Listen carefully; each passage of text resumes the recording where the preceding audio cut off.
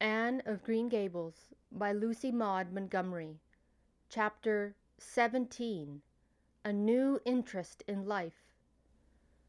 The next afternoon, Anne, bending over her patchwork at the kitchen window, happened to glance out and beheld Diana down by Dryad's Bubble, beckoning mysteriously. In a trice, Anne was out of the house and flying down to the hollow, astonishment and hope struggling in her expressive eyes. But the hope faded when she saw Diana's dejected countenance. "Your mother hasn't relented?" she gasped. Diana shook her head mournfully.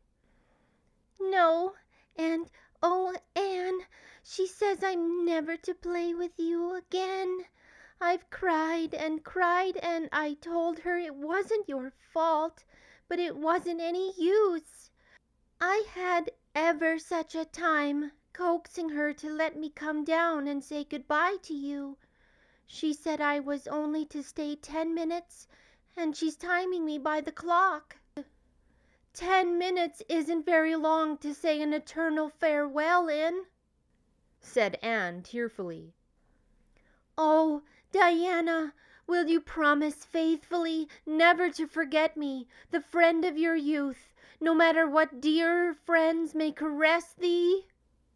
"Indeed I will," sobbed Diana. "And I'll never have another bosom friend. I don't want to have. I couldn't love anybody as I love you."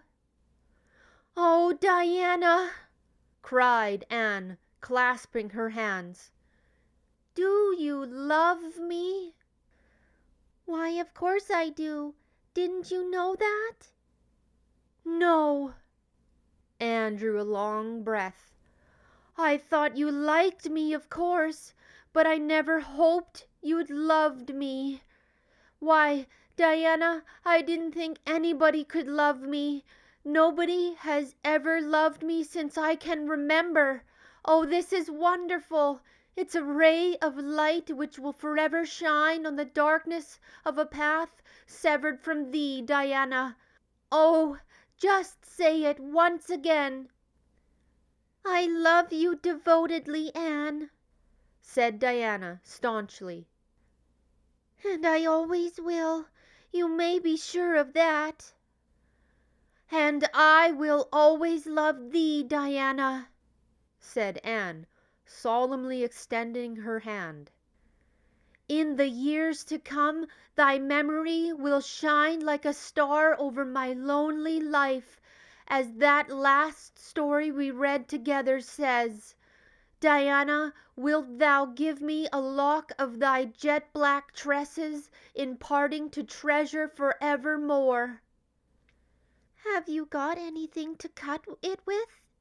queried Diana, wiping away the tears which Anne's affecting accents had caused to flow afresh, and returning to practicalities. "Yes, I've got my patchwork scissors in my apron pocket, fortunately," said Anne. She solemnly clipped one of Diana's curls. "Fare thee well, my beloved friend. Henceforth we must be as strangers, though living side by side, but my heart will ever be faithful to thee." Anne stood and watched Diana out of sight, mournfully waving her hand to the latter whenever she turned to look back. Then she turned to the house, not a little consoled for the time being by this romantic parting. "It's all over," she informed Marilla. "I shall never have another friend. I'm really worse off than ever before, for I haven't Katie Morris and Violetta now. And even if I had, it wouldn't be the same. Somehow, little dream girls are not satisfying after a real friend. Diana and I had such an affecting farewell down by the spring. It will be sacred in my memory forever. I used the most pathetic language I could think of, and said thou and thee. Thou and thee seem so much more romantic than you. Diana gave me a lock of her hair, and I'm going to sew it up in a little bag and wear it around my neck all my life. Please see that it is buried with me, for I don't believe I'll live very long. Perhaps when she sees me lying cold and dead before her, Mrs. Barry may feel remorse for what she has done, and will let Diana come to my funeral." "I don't think there is much fear of your dying of grief as long as you can talk, Anne," said Marilla unsympathetically. The following Monday Anne surprised Marilla by coming down from her room with her basket of books on her arm and hip and her lips primmed up into a line of determination. "I'm going back to school," she announced. "That is all there is left in life for me, now that my friend has been ruthlessly torn from me. In school I can look at her and muse over days departed." "You'd better muse over your lessons and sums," said Marilla, concealing her delight at this development of the situation. "If you're really going back to school, I hope we'll hear no more of breaking slates over people's heads and such carryings on. Behave yourself and do just what your teacher tells you."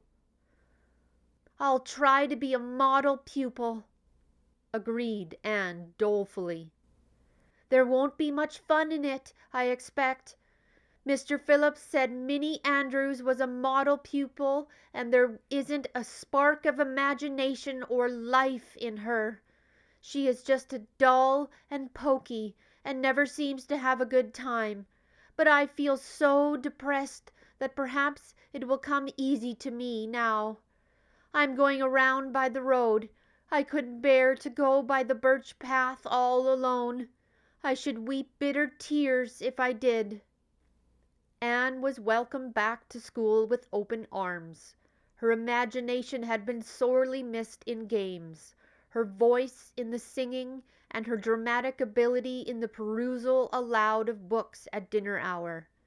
Ruby Gillis smuggled 3 blue plums over to her during Testament reading.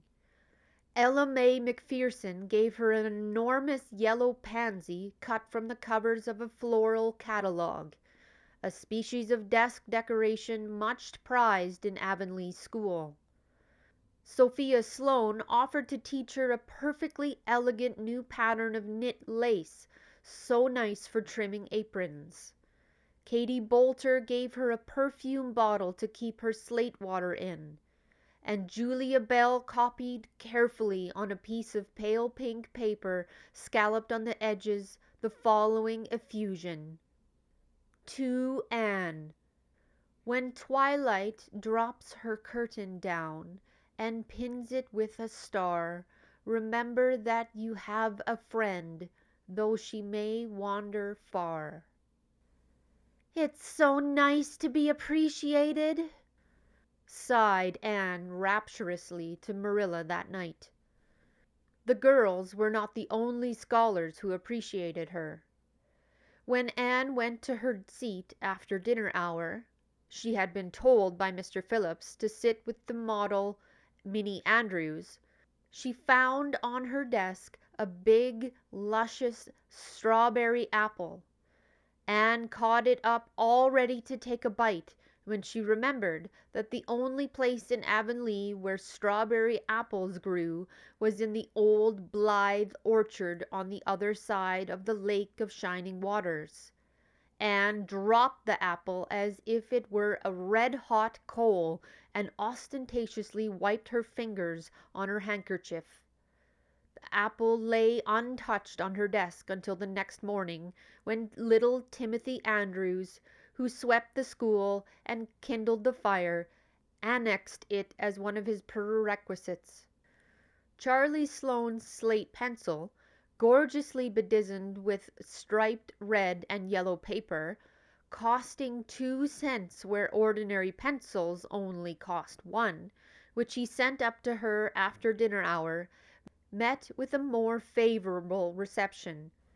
Anne was graciously pleased to accept it, and rewarded the donor with a smile which exalted that infatuated youth straightway into the seventh heaven of delight, and caused him to make such fearful errors in his dictation that Mr. Phillips kept him in after school to rewrite it.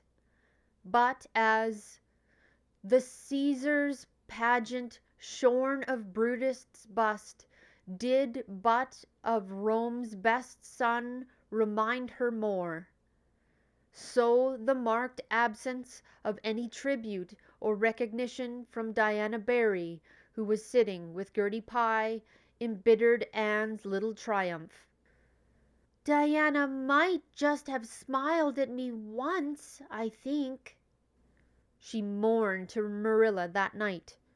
But the next morning a note, most fearfully and wonderfully twisted and folded, a small parcel, were passed across to Anne. "Dear Anne," ran the former, "Mother says I'm not to play with you or talk to you even in school. It isn't my fault, and don't be cross at me, because I love you as much as ever. I miss you awfully to tell all my secrets to, and I don't like Gertie Pye one bit. I made you one of the new bookmarkers out of red tissue paper. They are awfully fashionable now, and only 3 girls in school know how to make them. When you look at it, remember, your true friend, Diana Barry." Anne read the note, kissed the bookmark, and dispatched a prompt reply back to the other side of the school. "My own darling Diana, of course I am not cross at you because you have to obey your mother. Our spirit can commune. I shall keep your lovely present forever. Minnie Andrews is a very nice little girl, although she has no imagination. But after having been Diana's bosom friend, I cannot be Minnie's. Please excuse mistakes because my spelling isn't very good, although much improved. Yours until death do us part, Anne or Cordelia Shirley. P.S. I shall sleep with your letter under my pillow tonight. A. or C.S. Marilla pessimistically expected more trouble since Anne had again begun to go to school, but none developed. Perhaps Anne caught something of the model spirit from Minnie Andrews.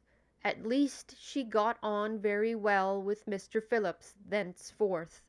She flung herself into her studies heart and soul, determined not to be outdone in any class by Gilbert Blythe. The rivalry between them was soon apparent.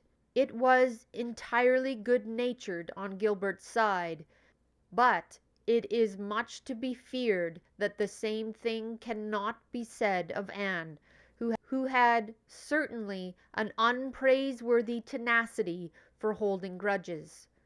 She was as intense in her hatreds as in her loves. She would not stoop to admit that she meant to rival Gilbert in schoolwork, because that would have been to acknowledge his existence, which Anne persistently ignored. But the rivalry was there, and honors fluctuated between them. Now Gilbert was head of spelling class. Now Anne, with a toss of her long red braid, spelled him down. One morning Gilbert had all his sums done correctly and had his name written on the blackboard on the roll of honor. The next morning Anne, having wrestled wildly with decimals the entire evening before, would be first. One awful day they were ties, and their names were written up together. It was almost as bad as a take notice, and Anne's mortification was as evident as Gilbert's satisfaction. When the written examinations at the end of each month were held, The suspense was terrible. The first month Gilbert came out 3 marks ahead. The second, Anne beat him by 5. But her triumph was marred by the fact that Gilbert congratulated her heartily before the whole school. It would have been ever so much sweeter to her if he had felt the sting of his defeat. Mr. Phillips might not have been a very good teacher, but a pupil so inflexibly determined on learning as Anne was could hardly escape making progress under any kind of teacher. By the end of the term Anne and Gilbert were both promoted into the 5th class and allowed to begin studying the elements of the branches by which Latin, geometry, French, and algebra were meant. In geometry, Anne met her Waterloo. "It's perfectly awful stuff, Marilla," she groaned. "I'm sure I'll never be able to make head or tail of it. There is no scope for imagination in it at all.